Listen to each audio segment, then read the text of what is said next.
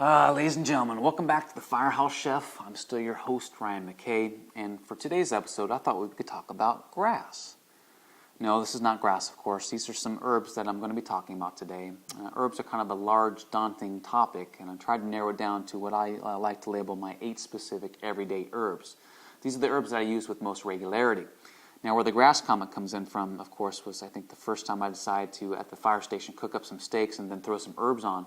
I got some comments as to, if I remember specifically, hey McKay, why are you throwing some lawn clippings on our cows that are probably already, grass-fed to begin with? I mean, they were chucking it up, thinking it was hysterical. I mean, of course, who had the last laugh but me, because every time, of course, I cook steaks now, they're asking for some grass to be thrown on them. Point of the story is that you can't underestimate the importance of herbs. I think they're undervalued and underused in today's culinary world. So hopefully we can kind of cut through the minutia of what herbs are, how to use them, and when to use them, and more specifically what I consider my 8 everyday herbs. Stay tuned. All right, everybody, I think you're smart enough to know that herbs do come from plants. Of course, plants are nothing new to the culinary world. They've been used for centuries, whether it's for their taste, their aroma, or their medicinal purposes. I think we got a pretty good hold as to what they can offer.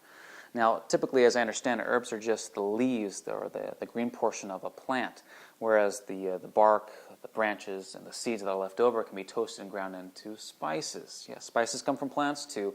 That's a whole other litany of episodes. We're not going to worry about that today. Now, of course, I'm always going to insist that when you get herbs that they are fresh, but I'm a realist. I understand that they're not always widely available, which is why I'm always going to endorse the usage of dry herbs. But you have to remember there's a specific ratio when using them. In fact, when you recipe calls for 1 tablespoon of fresh herbs, it can be supplied by 1 teaspoon of dry. Of course, the reason being, of course, dry are a lot more strong, pungent. They kind of kick you in the face a little bit faster. But when using dry herbs, I like to use them early in the cooking process, and typically for drawn-out processes, whether it's roasting or stews, because it allows those essential oils to be released into the recipe. So always remember that ratio, 3 to 1. All right, rosemary, which is probably my favorite herb in the world. It's very pine-like in nature, as you can see. Small green needles, kind of like a wood-like branch, which is actually kind of fun to use as a skewer on the grill when you rip these all off. Very easy to use, just kind of pull away from the branches facing down, which is pretty much how you pull them off of most herbs that are on branches. Now this one right here is very strong, so you have to be kind of cautious in how much you use. This grows pretty much anywhere and everywhere. It's a perennial. In fact, I've got 2 or 3 of these around my house. It always makes me think of Napa too, because this grows wild out there. It's kind of fun. Rosemary.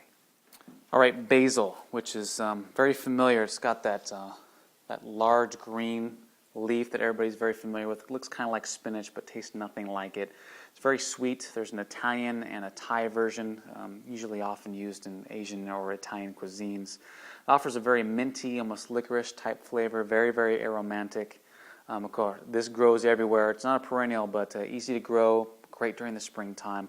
Best served fresh or barely cooked at all. Basil. All right, cilantro, which everybody knows is one of my favorite herbs because I love Mexican and Latin cuisine. Now, in the Far East, this is also known as coriander, or where coriander seed comes from, as a side note. This is a very hit-and-miss herb with a lot of people. I mean, it is very similar to parsley, but it has some citrus overtones, great for guacamole. But unfortunately, for some rare people out there, this tastes soapy in nature, and they can't stand it. So please test out your crowd before you give them this. But this is one of my favorite herbs, cilantro. All right, everyone, parsley, probably the most recognizable and used herb in the world. It offers a very clean, crisp flavor to it. You can add it to almost anything. It's easy to grow and grows pretty much everywhere. Now, there are 2 different versions. There's the curly type that you see at most diners and whatnot, and it's always used as a garnish. Whenever I refer to parsley, it'll never be that. It should be avoided. This here is the flat leaf Italian version, and this is the one type I always call for. Very similar to cilantro in shape and size, but it's not as curly on the leaves. This here is parsley, probably the king herb. All right, everybody, here we have oregano, which is very familiar Mexican, especially Italian cuisines. Let's take a little bit of a closer look. They're very small, green, fuzzy, almost spade-like leaves here. They offer actually a very great, like almost a balsamic taste to them. So they're great in roasts and stews. Of course, everybody knows where to find dried oregano. Pizza, anyone? But fresh as an alternative version is fantastic. A lot of very strong, pungent flavors. Oregano. Now here we have thyme, which is a member of the mint family, if you believe that. Small, small little leaves. Here, let me show you. You kind of harvest it the same way you do with rosemary. You just kind of pull them against the branch right there. Now these are great in stews and roasts, very much similar like oregano, and often found in French cuisine. Many different types of thyme as well. I know there's a lemon one that I really particularly like, but they're easy to find and very, very easy to grow. Thyme. Next up we have sage, which is very, very predominantly found in Italian cuisine, lots in pastas and cream sauces and whatnot. Now this is very, very aromatic. It's almost like a sharp, bitter taste.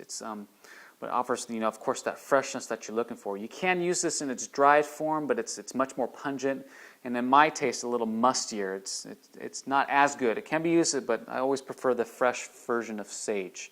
Great in butters and whatnot. Sage. Here we have bay leaves, which are almost very, very difficult to find fresh. Actually, I went to Whole Foods and they didn't have any more, so I had to get some dry versions here. Bay leaves are typically used just as aromatics because they very much remind you of the forest and trees, so they're really called for in very earthy type recipes. Now you can use them fresh if you find them. It's often best to kind of crinkle them up to allow the essential oils to come out, and they're very dry and brittle. You can crack them up and throw them in there, but make sure you discard them before serving. These are not edible, okay? Bay leaves.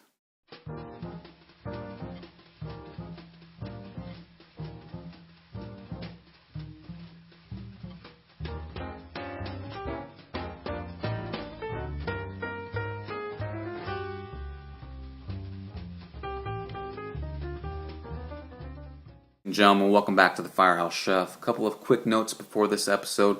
In regards to the last episode, I think most of y'all didn't realize that there was a part 1 because everybody downloaded part 2. So go back there and catch it while it's still out there. Also, I set up there on the website a subscription and donate page for you guys to kind of help back with the show. Anything you guys can feel compelled to give me, $1, $2, $5, $10, a monthly subscription would be even better.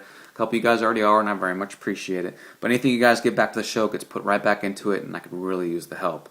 Also, in regards to the way you guys watch the show, most of you guys watch via iTunes, so I'm trying to increase my traffic on there, get the word out. So if you guys could take the time, and I know there's a lot of you, I'm very humbled by that, just take the time to go on there and rate the show. It doesn't have to be like a written comment. It can just be, 5 stars would be fantastic, but just bring more traffic into it so I can influence more people. Speaking of influence, I've had it suggested to me by a fan to start like an episode answering, via video, something where you guys can shoot some quick questions at me called Your Burning Question. And it can be culinary in nature, it could be fire service related, it really doesn't matter. Just send me some quick questions you want me to cover via the episodes, or perhaps a whole episode entirely, like this next one.